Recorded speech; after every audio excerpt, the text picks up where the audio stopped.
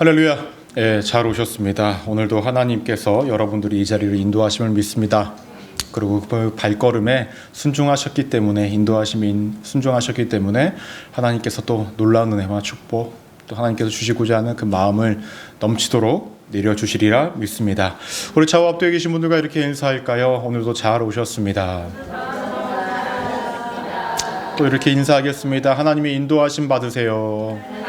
네, 하나님의 인도하심 받으세요. 네, 좋습니다. 오늘은 사무엘상 5장 1절에서 12절까지의 본문을 가지고 하나님의 손은 결코 짧지 않습니다 라는 제목으로 함께 은혜를 나누고자 합니다. 말씀 내용 한번 따라해 보실까요? 하나님의 손은 결코 짧지 않습니다. 네, 성경을 보시면 하나님의 어떤 능력, 그다음 하나님이 자신의 백성들을 보호하시고 도우실 때에 표현하는 방법 중에 하나가 자신의 손을 통하여서 그 방법과 하나님의 능력을 표출하시곤 합니다. 민수기 11장 23절 말씀을 보시면 이렇게 언급합니다. 여호와께서 모세에게 이르시되 여호와의 손이 짧으냐? 내가 이제 내 말을 내게 응하는 여부를 보리라 라고 말씀하십니다.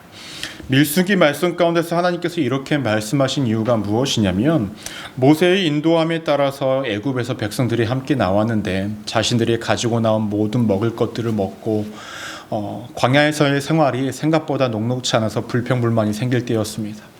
저녁엔 춥고 낮에는 덥고 애굽에서 노역을 했을 때는 적어도 간간히 고기도 먹고 부추도 먹고 마늘도 먹고 했는데 광야 땅 가운데 있으니까 먹을 것도 녹록지 않고 전처럼 먹지 못하게 되니까 그들이 마음 가운데 불평이 있었고 모세를 원망하는 모습을 보고 모세가 하나님께 기도를 합니다. 이때 하나님께서 이같이 말씀하신 거예요. 여호와의 손이 짧으냐 라고 말입니다. 하나님께서 이렇게 말씀하신 이유가 무엇일까요? 내 손은 짧지 않다. 너희를 향한 내 손길은 짧지 않다 라고 말씀하시는 거죠. 그 이후에 이스라엘 백성들이 무엇을 하게 됩니까? 그들이 그토록 원했던 메추라기 고기를 먹게 되는 사건들이 있었습니다. 즉 하나님의 권능은 이스라엘 백성들 안에서 그 손이 결코 짧지 않았음을 보여주시곤 하셨습니다. 이외에도 다른 본문이 있는데요. 우리 이사야서 50장 2절 말씀 우리 함께 한번 읽어볼까요? 시작. 내가 왔어도 사람이 없었으며 내가 불러도 대답하는 자가 없었음은 어찌 됨이냐. 내 손이 어찌 짧아 구속하지 못하겠느냐. 내게 어찌 건질 능력이 없겠느냐. 보라, 내가 꾸짖어 바다를 마르게 하며 강들을 사막이 되게 하며 물이 없어졌으므로 그 물고기들이 악취를 내며 가라며 죽으리라 라고 말씀하셨습니다. 하나님의 구원하신 능력이 없는 것도 아니고 세상의 모든 것들에 하나님의 손길이 미치지 못하는 것도 없다라고 표현하시면서 하나님의 손길은 결코 짧지 않음을 말씀 어디에서나 우리가 발견할 수가 있었습니다. 그럼 오늘 우리가 함께 말씀을 나누기에 앞서서 제가 왜 하나님의 손에 대해서 지속적으로 말씀을 드리냐면 오늘 말씀 가운데서 가장 많이 등장하는 단어 중에 하나가 하나님의 손이라는 것입니다. 오늘 말씀에서 하나님의 손도 여전히 이스라엘 백성들에게 결코 짧지 않은 손길이라는 것을 명확히 보여주고 있었다는 거예요. 그럼 우리가 말씀을 한 절씩 보시면서 그 손길이 어떠했는지를 좀 살펴보고자 합니다. 오늘 말씀을 전체적으로 우리가 함께 읽어서 잘 아시고 계시겠지만 오늘 말씀 속에서 언약궤가 블레셋 땅 가운데 한가운데에 들어가게 되어집니다. 다양한 사건들이 일어나는데요. 언약궤를 뺏긴 이스라엘 백성들의 입장에서는 많은 절망이 되었겠죠. 하나님이 계신다라고 여겼던 그 언약궤가 빼앗겼기 때문에 하나님의 영광은 더 이상 자신들에게 없다로 여겼고 또 전쟁 가운데서 블레셋에게 졌기 때문에 하나님의 능력이 떨어지는 것 아니냐라는 불신도 그 가운데에 있었을 것입니다. 그럼 반대로 블레셋 사람들의 입장은 어떠했을까요? 전쟁에서 질 줄 알았는데 이기게 되므로 자신들이 믿어왔던 신이 더 강하다, 하나님보다 더 세다 라고 느꼈고 그리고 임으로 통해서 언약궤를 가지고 와서 승리에 심취했던 상황이었죠. 하나님의 입장에서는 어떠했을 것입니까? 이 두 부류의 사람들, 이스라엘 백성들과 블레셋 사람들, 그들이 어떠한 생각을 하든 하나님과는 아무런 관련이 없었어요. 하나님 그 모든 전쟁을 주관하셨고 언약궤를 옮기시는 것도 하나님이시고 다시 돌려놓는 것도 옮기시는 것도 하나님이시라는 거예요. 하나님의 권능은 부족하지 않았고 무능력한 분이 아니심을 오늘 말씀 가운데서 명확히 보여주려고 하시고 있기 때문에 그러합니다. 1절 말씀을 보시면 이렇게 언급합니다. 블레셋 사람들이 하나님의 궤를 빼앗아 가지고 에벤에셀에서부터 아스돗까지 이르니라 라고 이야기합니다. 전쟁 가운데서 뺏어왔던 언약궤를 어디까지 옮깁니까? 아스돗이라는 지역까지 옮겨요. 왜 아스돗까지 옮겼을까요? 당시에는요, 이 블레셋이라는 이 족속들은 5개의 도시가 연합되어지는 곳이었어요. 그럼 이 5개 중에서 왜 하필 아스돗이냐라는 거예요. 이 에베네셀에서부터 아스돗이 가장 가까웠을까요? 그렇지도 않아요. 이유는 간단합니다. 당시에 이 아스돗이란 곳이 종교적으로 정치적으로 중심지였기 때문에 그래요. 더 나아가서 다곤, 그들이 믿었던 다곤 신전이 유일하게 아스돗에 있었기 때문에 언약궤를 갖고 온 것입니다. 전에 말씀을 드렸지만 전쟁에서 이기면 전리품으로 무엇을 챙깁니까? 상대방의 믿고 있던 신에 대한 관련된 것들을 가지고 와서 자신들의 신전에 둡니다. 그러면서 자신들의 신이 더 우월하다는 것을 그것을 보면서 느끼곤 했던 것이 당시의 풍습이었어요.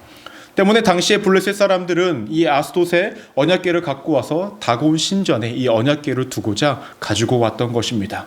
실제로 2절 말씀을 보셔도 하나님의 언약궤가 다곤 곁에 있었다라고 성경에서는 이야기를 합니다. 여러분, 블레셋 사람들의 마음이 어떠했을까요? 제가 봤을 땐 굉장히 뿌듯했을 것 같아요. 왜냐하면 전쟁 가운데서 하나님의 언약궤가 온다라는 것을 알게 되었을 때에 그들이 느꼈던 감정은 굉장히 큰 두려움이었거든요. 이길 수 없을 것 같았거든요. 근데 이 전쟁에서 막상 이겼으니까 어떻게 될까요? 정말로 뿌듯했을 거예요. 막상 다곤 신전에 자신들이 믿는 그 신전에 언약궤를 두니까 와, 우리가 이겼어. 우리가 믿는 것이 믿었던 신이 결국 틀리지 않았어 라는 생각을 가지고 있었을 것입니다. 그리고 자신들이 믿었던 다곤 신을 더 찬양하고 높이는 모습이 그들 가운데 있었을 거예요. 하지만 그러한 모습이 오래 갔습니까? 오래 가지 못하죠. 3절 말씀을 보시면 이렇게 언급합니다. 아스돗 사람들이 이튿날에 일찍이 일어나 본즉 다곤이 여호와의 궤 앞에서 엎드러져 그 얼굴이 땅에 닿았는지라 그들이 다곤을 일으켜 다시 그 자리에 세웠더니 라고 이야기합니다. 이튿날 어떻게 되어졌습니까? 하나님의 언약궤가 있는데 다곤 신이 엎드려져 있던 거예요. 엎드려져 있던 거예요. 당시에 엎드렸다라는 것은 경배를 하고 예배를 한다라는 거예요. 이 상황이 어떤 상황이냐면요, 전쟁의 결과는 완전 반대로 이루어진 상황입니다. 그렇지 않습니까? 전쟁에서는 분명히 이스라엘 백성들이 졌기 때문에 하나님의 언약궤가 다곤 신전까지 왔는데 지금 이 상황은 어떻게 됩니까? 완전 정반대의 상황이 되어졌다는 거예요. 블레셋 사람들의 입장에서는 어떻게 생각을 했을까요? 에이, 우연이겠지 라고 이렇게 생각했을 거예요. 아니, 우연으로 생각하고 싶었을 것입니다. 그래서 그 다곤 신을 다시금 일으켜 세웁니다. 4절 말씀을 보시면 이렇게 언급해요. 그 이튿날 아침에 그들이 일찍이 일어나 본즉 다곤이 여호와의 궤 앞에서 또다시 엎드려져 얼굴이 땅에 닿았고 그 머리와 두 손목은 끊어져 문지방에 있고 다곤의 몸뚱이만 나왔더라 라고 얘기합니다. 단순히 엎드려만 있던 것이 아니라 더 나아가서 목이 잘렸고 손목이 잘려졌다 라고 이야기를 해요. 그에게는 몸뚱이만 남았다라는 것을 의미합니다. 왜 머리와 손목이 잘려졌는가라는 거예요. 크게 2가지 이유가 있는데요. 먼저는요, 당시에 전쟁에서 이기면요, 상징적으로 사람의 목을 잘랐고 그다음에 팔을 잘랐다고 합니다. 전쟁에서 이긴 사람들을 그것을 전리품으로 갖고 갔다라는 거예요. 이 가운데서 다곤 신의 그 상이 목이 잘리고 손목이 잘렸다는 것은 무엇입니까? 하나님 앞에 철저하게 패배했다라는 것을 보여주고 있는 것이죠. 또 다른 어떠한 의미가 있냐면, 여러분 머리에서 무엇을 합니까? 여러분 머리로 어디다 쓰세요? 머리를? 그냥 이렇게 데코레이션인가 이거 머리가? 아니죠. 머리 갖고 우리가 뭐를 합니까? 생각을 하잖아요. 그렇죠? 생각을 하고. 손은 우리가 무엇인가를 움직이는 겁니다. 그러면 머리가 잘리고 손목이 잘렸다는 것은 더 이상 생각하지도 못하고 행동하지도 못하는 존재로 만들어버렸다는 것을 의미합니다. 근데 제가 이 말씀을 묵상하면서 하나님께서 왜 한 번에 이렇게 행동하시지 않고 2번에 걸쳐서 이같이 행동하셨는가라는 거예요. 첫 번째로 첫날 왔을 때에 다곤 신상이 하나님 앞에 엎드려서 목이 잘라지고 손목이 잘라졌으면 그냥 다 끝난 거 아닙니까? 근데 왜 2번에 걸쳐서 이렇게 되었냐라는 거죠. 제가 말씀을 다시 앞으로다 보니까 이스라엘 백성들이 전쟁에 몇 번 졌습니까? 2번 졌습니다. 첫 번째 졌을 때에는 완벽하게 패배하진 않았지만 일정 부분의 사람들이 죽어나갔습니다. 2번째는 어떻게 됐습니까? 엘리의 아들들도 죽고 언약궤도 빼앗기고 큰 게 전쟁에서 패배하였죠. 하나님께서는 두 번의 전쟁의 패배라고 여겨졌던 그 사건을 완전하게 회복시키시는 겁니다. 두 번에 걸쳐서 이스라엘 백성들이 진 것이 아니고 하나님이 진 것이 아님을 명확하게 보여주고 있었다라는 거예요. 그래서 철저한 패배를 블레셋에게 보여주고 계셨다라는 것입니다. 그런데 여전히 블레셋 사람들은요, 이러한 상황이 되면 철저히 하나님을 인정할 만도 한데 완전히 다른 방향으로 흘러가게 됩니다. 5절 말씀을 보시면 그러므로 다곤의 제사장들이나 다곤의 신전에 들어가는 자는 오늘까지 아스돗에 있는 다곤의 문지방을 밟지 않았다. 머리와 손목이 문지방에 있어서 그곳이 신성하게 여긴 거예요. 그래서 그것을 밟지 않았다라고 여긴 겁니다. 참 다른 방향으로 흘러가지 않습니까? 이렇게 여러분 잘못된 믿음이 굉장히 무서운 거예요. 근데 우리나라에도 비슷한 상황이 있었죠. 어르신들이 문지방에 앉으면 뭐라 그러죠? 복 나간다 이렇게 말도 있었고, 다리 떨어도 복 나간다, 다리 떨지 마 라고 이렇게 말씀을 하시기도 하셨죠. 참 별의별 것들이 굉장히 많습니다. 근데 당시에 블레셋 사람들도 이렇게 문지방에 그 머리와 손목이 있는 것을 보고 그것을 신성히 여겨서 그것을 밟지 않았다라는 이상한 방향으로 흘러갑니다. 하지만 하나님께서 여기서 멈추시지 않으십니다. 어떠한 행동을 하시냐면 자신의 권능이 있고 능력이 있고 자신은 그 어떠한 신들과 견줄 수 없는 분이라는 것을 명확하게 보여주세요. 6절 말씀을 보시면 함께 한번 읽어볼까요? 시작. 여호와의 손이 아스돗 사람에게 엄중히 더하사 독한 종기의 재앙으로 아스돗과 그 지역을 쳐서 망하게 하니 라고 이야기합니다. 여기서 독한 종기가 뭐냐면 성경을 연구하시는 분들이 대부분 이야기하시는 게 그 쥐로 인한 쥐로 인한 어떤 전염병이라고 이야기를 합니다. 그것이 그 지역에 모두 번지게 되었다라는 거예요. 하나님께서 아스돗이라는 지역을 이렇게 치고 계셨다라는 것입니다. 하나님께서는 이미 다곤에게 경배를 받았고 다곤은 더 이상 하나님의 이러한 처벌을 해결할 수 없는 존재임을 명확하게 보여주고 있었다는 거예요. 그런데요, 당시에 아스돗 사람들과 블레셋 사람들이 이러한 상황 속에서도 버티고 있습니다. 그 이후의 말씀을 보시면 어떻게 버티고 있냐면요, 블레셋이 아까 몇 개의 도시로 이루어졌다고 그랬죠? 5개 도시. 그 대표자들이 모입니다. 이것이 어떻게 된 상황이냐라고 모이고 있어서 이것을 어떻게 하면 좋겠느냐라고 회의를 하는데, 그때에 아마도 가드라는 지역의 사람들이 자신들의 쪽으로 가지고 오라라고 이야기를 했던 것 같습니다. 그래서 실제적으로 이 언약궤가 옮겨지는데 가드라는 지역으로 옮겨지게 됩니다. 근데 이들은 알지 못했던 것 같아요. 하나님께서 다곤 신뿐만 아니라 지금 블레셋 사람들을 치고 있는 것인데, 자신들이 봤을 때는 이 다곤 신전이 있었기 때문에 하나님께서 다곤 신을 친 것이지 자신들을 친 것이라고 생각하지 않는 것 같아요. 만약에 정말로 자신들을 쳤다라고 생각을 했다고 한다면 어떻게 했을까요? 언약궤를 다시 돌려보냈겠죠. 근데 그들이 행동했던 것은 언약궤를 이동시킵니다. 가드 지역으로. 근데 가드 지역 사람들이 왜 이렇게 뻔뻔하게 자신들의 곳으로 옮기라라고 이야기를 했을까요? 여러분, 만약에 여기서 언약궤를요 다시금 이스라엘 쪽으로 돌려보내면은 어떠한 상황입니까? 블레셋 사람들은 자신들이 졌다는 것을 인정하는 거예요. 근데 그 자존심을 지키고 싶었겠죠. 이기지 못할 것처럼 여겨졌던 그 이스라엘이라는 족속을 우리가 이겼다라는 그 자존심 지키기 위해서 끝까지 버티고 있었던 거예요. 실제로 가드로 갔을 때 어떻게 됐을까요? 9절 말씀 우리 함께 한번 읽어볼까요? 시작.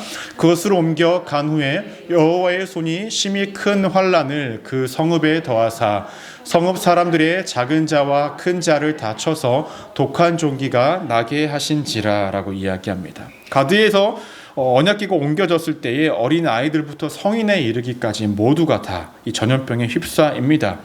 아스돗에서는 아까 재앙이라고 이야기를 했는데요, 이 가드에서는 뭐라고 이야기하냐면 심히 큰 환난, 그러니까 더 큰 환난이 이루어졌다라고 성경에서는 이야기하고 있습니다. 사실 가드라는 이 지역의 사람들은요 좀 강한 민족이었어요. 거인족들도 있었고, 우리가 나중에 사무엘상을 이제 뒤에 보면은 누가 등장을 하냐면 다윗과 골리앗이 등장을 하죠. 그 골리앗이 어느 사람이냐면 가드 사람이에요. 이것만 봐도 당시 가드 사람들은 자신들이 강하기 때문에 하나님과 견주어서 이길 수 있을 것이라고 여겼던 것 같아요. 근데 막상 언약궤를 갖고 오니까 그곳에 있는 모든 사람들이 전염병에 걸려서 죽어나가고 있었다라는 것입니다. 상황이 이렇게 되니까 더 이상 회의도 하지 않고요, 이 언약궤를 옮깁니다. 에그론이라는 곳으로 옮겨요. 근데 참 재미있는 것은요, 에그론이라는 곳으로 옮겼을 때의 에그론 사람들은 기뻐했을까요? 그렇지 않아요. 그들은 이렇게 이야기합니다. 우리와 우리의 백성을 죽이려 한다라고 이야기해요. 마침내 이제 블레셋 사람들이 회의를 해서 모여서 이야기를 합니다.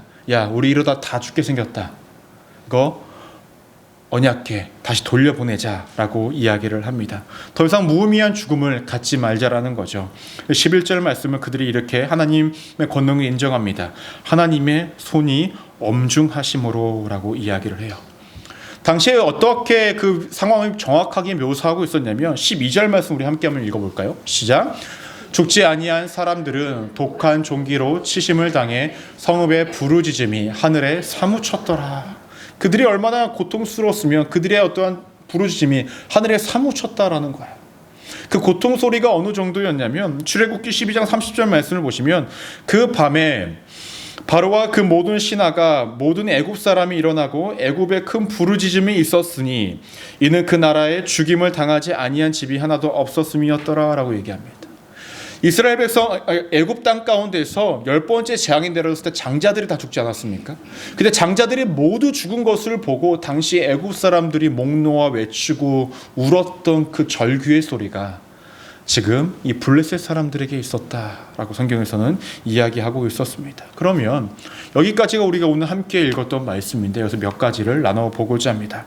첫 번째로 우리가 기억하셔야 될 것은요, 우리가 의지하고자 하는 것들의 손은 짧다라는 거예요. 따라 볼까요? 우리가 의지하고자 하는 것들은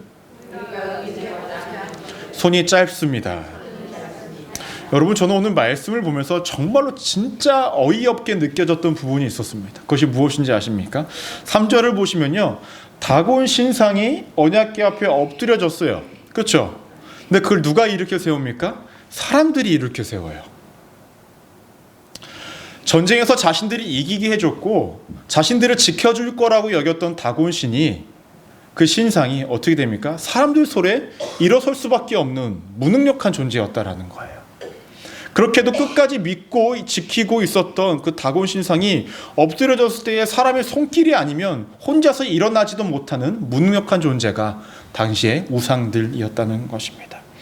한 가지 더 어이가 없었던 것은 무엇이었냐면 블레셋 사람들이 끝까지 자존심을 지키려 했었다라는 거예요. 다곤 신상이 엎드려지고 쪼개지는 것을 보고 충분히 깨달았을 만도 한데 오히려 그것을 더 신성화하여서 문지방을 밟지 않는 그러한 상황에 이르고, 더 나아가서 악한 종기, 전염병이 이루어졌음에도 불구하고 끝까지 자존심을 지키며 자신들은 지지 않았다라는 그 자존심을 지키기 위해 끝까지 버티려 했었던 그들의 어리석음이 오늘 성경 가운데서 명확하게 나타나고 있었다는 거예요. 분명히 전리품으로 갖고 왔던 언약궤가 그러한 힘을 발휘할 수 있었을까? 라는 의구심을 생길 수도 있었겠지만 하나님 그 가운데서 하나님이 어떠하신 분이신지를 명확하게 보여주고 있었죠. 여러분, 중요한 건 일반적으로 사람들이 믿고 의지하는 것들은 무의미하고 힘도 없고 능력이 없다라는 거예요. 우리가 삶을 살아가면서 우리도 누군가를 의지하고 믿으려고 합니다. 내가 가진 어떠한 것들도 의지하고 믿으려고 하고, 나의 재산, 나의 돈, 명예, 나의 건강, 그 어떠한 것도 믿으면서 살아가려고 해요. 하지만 그 모든 것들 여러분들의 인생의 깊숙한 데까지 손이 다다르지 못함을 기억하셔야 한다라는 거예요. 세상에서 제법 그럴듯하게 믿고 싶어지는 것들이 있어요. 당시에 블레셋 사람들도 그래야 했을 거예요.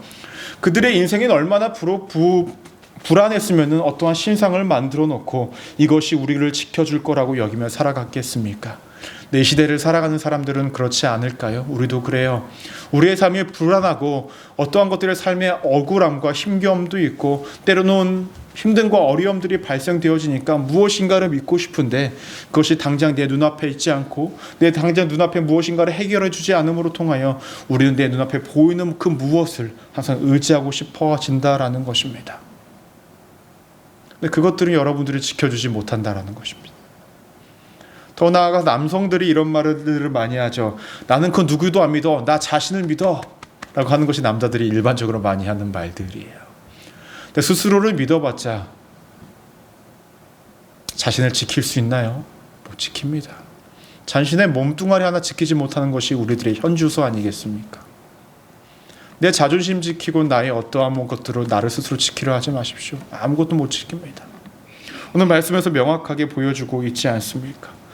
여러분, 내가 의지하고 믿고 살아가는 것, 내가 옳다고 여기는 것 철저하게 내 인생에서 거두어서 버리시기를 바랍니다. 블레셋 사람들은 그것을 하지 못하였기에 그들은 끝까지 하나님의 심판 가운데 있을 수밖에 없었다는 거예요. 하나님은 오늘도 여러분들을 지키길 원하시는데 왜 여러분들은 하나님 외에 다른 것들을 붙잡고 왜 내 인생에 도움은 없지? 내 인생에 왜 하나님의 손길은 없을까? 라고 목 놓아 부르짖고 계신 것은 아닙니까? 여러분, 스스로가 스스로에게 한번 명확하게 좀 냉철하게 되돌아보셨으면 좋겠어요. 내가 정말로 의지하고 있는 분 누군가? 내가 정말로 믿고 있는 분 누군가? 내가 정말로 내 모든 것 다 내려놓고 하나님만 바라보고 있는가? 라고 말입니다. 만약 그렇지 못했다고 한다면 하나님의 손이 왜 짧습니까? 라고 우리가 이야기하기에 앞서 내가 왜 하나님의 손길을 피하고 있는가에 대해서 우리가 스스로를 되돌아볼 필요성이 있다는 것입니다. 여러분, 기억하십시오. 세상의 그 무엇들은, 내가 의지하고 싶고 기대고 싶은 그 무엇들은 손이 짧습니다. 그러니 그거 의지하지 마시고 하나님 의지하시면서 살아가시는 믿음의 성도님들 되시기를 주님의 이름으로 간절히 축원합니다. 두 번째로 기억하셔야 될 것은 무엇이냐면 하나님의 손은 짧지 않다라는 거예요. 따라해 보실까요? 하나님의 손은 짧지 않으십니다. 오늘 말씀 가운데서 6절, 7절, 9절, 11절 이 모두에서 하나님의 손이라는 말씀이 언급되어집니다. 그러면서 하나님의 손길은 결코 짧지 않다라는 것을 명확하게 보여주고 계십니다.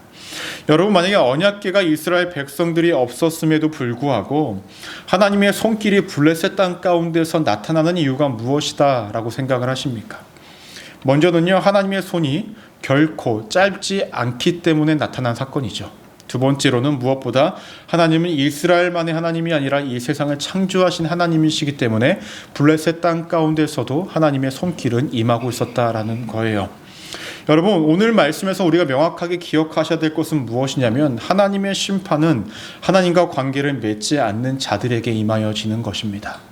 먼저는 이스라엘 백성들이 하나님과의 관계를 저버렸기 때문에 그들에게 심판이 임한 것이죠. 당시 이스라엘 백성들은 그것을 하나님의 손이 짧다라고 여겼지만 하나님의 손길은 여전히 미치고 있었다라고 우리는 볼 수 있는 것입니다. 하나님의 심판은 하나님과의 관계가 없는 이방신들을 믿는 자들에게만 임하는 것이 아니라 하나님과의 관계를 맺지 않는 자들에게도 임한다라는 것을 기억해야 된다는 거예요. 두 번째로 하나님의 심판은 하나님의 통치로부터 그 어느 곳도 피할 곳이 없다라는 것을 명확하게 알려주고 있는 것입니다. 여러분, 하나님의 손길로부터 피할 수 있는 존재는 없습니다. 여러분, 잘 숨어 보십시오. 피할 수 있나? 아담과 하와가 선과 악을 알게 하는 나무의 열매를 먹고 그들이 하나님을 피하기 위해서 나뭇잎으로 가리고 숨어 있었어요.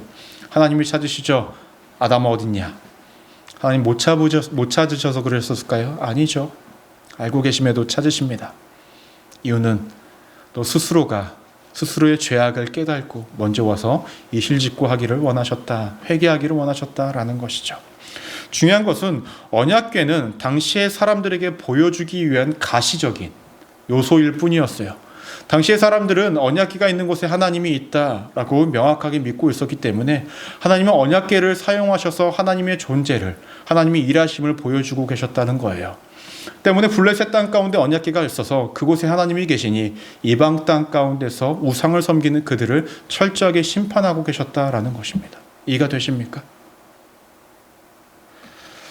여러분, 여러분들이 어디에 계시는지 중요하지 않습니다. 누구와 함께 있는지, 누구와 관계를 맺고 살아가는지가 너무나 중요한 문제라는 거죠. 흔히들 목사님들이 이러한 말씀하시죠. 어디로 가는 것이 중요한 것이 아니라 누구와 함께 가는지가 중요하다고. 정확합니다. 왜냐하면 하나님은 시간적인 제한이 없으시고 장소적인 제한이 없으신 분이기 때문에 그래요. 과거나 지금이나 미래나 하나님의 손길은 여전히 계속 우리의 삶 가운데 닿고 계신 분이기 때문에 그러하다라는 것입니다. 성경을 통해서 본 하나님의 모습은 어떠했습니까? 오늘 말씀을 보시면 하나님의 손길이 짧은 적이 있었습니까? 없었어요. 언약궤가 있었던 이스라엘 백성들 가운데서도 그들에게 심판의 손길이 임하였습니다. 하나님을 믿지 않고 우상을 믿었던 블레셋 땅 가운데서도 하나님의 손길이 임하고 있었다는 거예요. 여전히 하나님의 손길은 우리들의 삶도 앞으로의 우리의 삶 속에도 영전히 이루어진다는 것입니다. 우리가 일반적으로 생각하는 하나님의 손길이라고 생각을 하면 우리는 마냥 우리의 모든 것들을 채워주고 우리를 어떻게든 도와주는 손길로만 생각을 하니 하나님의 손이 마냥 짧게만 느껴질 때가 분명히 있다는 거예요. 하지만 하나님의 손길이라는 것은 우리를 하나님의 곁에 두기 위한 손길이십니다. 믿으십니까? 그것이 우리가 느끼기에 조금은 힘겹고 어려워도 나를 품 안에 두시기 위해 끌어당기시는 하나님의 애씀의 손길이시라는 거예요. 우리의 품 안에 있다고 한다면, 하나님의 품 안에 있다고 한다면 우리를 따뜻하게 품어주시고 우리를 안식 가운데 거하시게 하는 것도 하나님의 손길이라는 것입니다. 여러분, 이스라엘 땅 가운데서 보시면, 이스라엘들의 삶 가운데서 보시면 하나님의 손길이 미치지 않은 적이 한 번도 없었죠. 광야에서도 먹고 마시게끔 항상 공급해 주셨고, 애굽 땅 가운데서도 그들의 부르짖는 소리를 들으셨고, 그들이 출애굽할 수 있도록 재앙을 내리심으로, 그 누구도 견줄 수 없는 애굽이라는 나라를 철저하게 치심으로 나올 수 있도록 인도하신 분도 하나님이셨다라는 거예요. 당대 그렇게 강하고 그 누구도 견줄 수 없는 나라를 치심으로 그들을 인도하시는 분이 하나님의 손이었다는 것입니다. 여러분, 여러분들의 삶 가운데서도 여전히 하나님의 손길은 임하고 계십니다. 하나님의 손길은, 진정한 손길은 어디서나 닿고 있으니 여러분, 내 삶 가운데 하나님의 손길이 미치지 못한다라는 의구심을 갖지 마십시오. 조금의 의심도 없이 하나님을 믿고 살아가시기를 소망합니다. 왜냐하면 하나님 여러분도 잡기를 원하세요. 우리가 계속 피하려고 이러고 있는데 하나님 힘쓰게 하지 마세요. 우리만 더 고달파진다라는 것입니다. 마지막으로 우리가 기억하셔야 할 세 번째가 있습니다. 그것은 무엇이냐면 하나님은 스스로를 증명하시는 분이라는 거예요. 따라해볼까요? 하나님은 스스로를 증명하시는 분이십니다. 오늘 말씀에서 등장하지 않는 사람들이 있습니다. 누구냐면 이스라엘 백성들이 등장하지 않아요. 그렇죠? 오늘 말씀에서는 블레셋 사람들만 등장하고 하나님의 일하심만 등장하고 있습니다. 하나님의 일하심은 명확하게 이방신들 위에서 일하고 계십니다. 전쟁에서 무기력해 보였던 하나님이 무기력한 분이시 아니라 마치 트로이의 목마처럼 적군 한복판에 들어가셔서 그들을 다 물리치고 계시는 것을 명확하게 보여주고 있었다라는 거예요. 우리가 하나님이란 분은 우리가 스스로 증명할 수 있다고 생각하십니까? 여러분, 하나님 증명할 수 있으십니까? 어떠세요? 어떻게 증명하실 방법이 있으세요?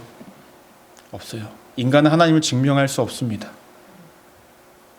다만 우리는 하나님을 증거할 뿐입니다. 내가 경험하고 내가 알고 있는 그 하나님을 증거할 뿐이지 우리는 하나님을 증명해낼 수 없어요. 하나님은 우리의 그냥 믿음의 대상이십니다. 그럼 누가 스스로가 하나님을 증명하시냐? 하나님 스스로가 하나님을 증명해내십니다. 오늘 말씀 가운데서도 하나님은 이스라엘 백성들의 손에 이끌려서 언약궤 속에서 일하셨던 분이 아니라 스스로가 블레셋 땅 가운데 들어가셔서 하나님의 살아계심을 증명하고 계셨다라는 거예요. 여러분들의 삶 가운데서도 마찬가지라는 것입니다. 하나님은 살아계심이, 하나님의 일하심이, 여러분들을 사랑하심이 여러분들의 삶 가운데서 증명되어질 것입니다. 왜냐하면 여러분들을 너무나 사랑하시고 은혜를 주시기를 원하시고 여러분들을 지키시기 원하시는 그 하나님이시기 때문에 여러분들을 늘 지키시기 위해서 스스로를 증명해내시는 분이 하나님이시라는 거예요. 여러분, 언약궤는 결국에 돌아옵니다. 언약궤가 중요한 것이 아니라 언약궤를 통하여서 일하시는 하나님이 중요한 거 아닙니까? 왜 수단에 항상 목매어서 우리가 살아가냐라는 거예요. 그러실 필요 없다라는 것입니다. 오늘 말씀에서 명확하게 보여줘요. 결국에는 블레셋 사람들이 언약궤를 돌려보내겠다라고 마음을 먹고 있다는 거예요. 하나님의 손길이 미치지 않는 그 삶은요, 여러분 인생을 허비하는 삶입니다. 지금까지 이스라엘 백성들의 삶 가운데에 하나님의 언약궤가 블레셋 땅 가운데 있었을 때에 이스라엘 백성들의 마음은 어떠했을까요? 공허했겠죠. 그동안 자신들이 믿었던 하나님이 무능력하게 보였겠죠.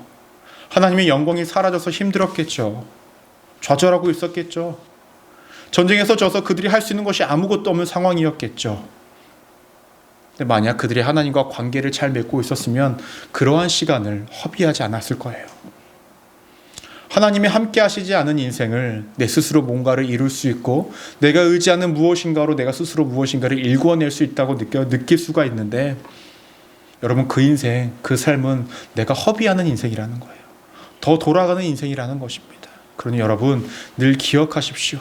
하나님의 손은 결코 짧지 않으시니 여러분들의 삶 가운데 늘 닿고 있으니 그 하나님의 손길을 의지하시면서 살아가십시오.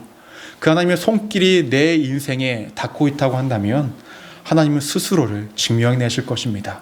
누구를 통해서? 우리의 삶을 통해서 말입니다. 그러니 우리의 삶을 통해서 하나님이 말하여 주시고 일하실 것을 늘 경험하시는 우리 믿음의 성도님들 되시기를 주님의 이름으로 간절히 축원합니다. 기도하시겠습니다.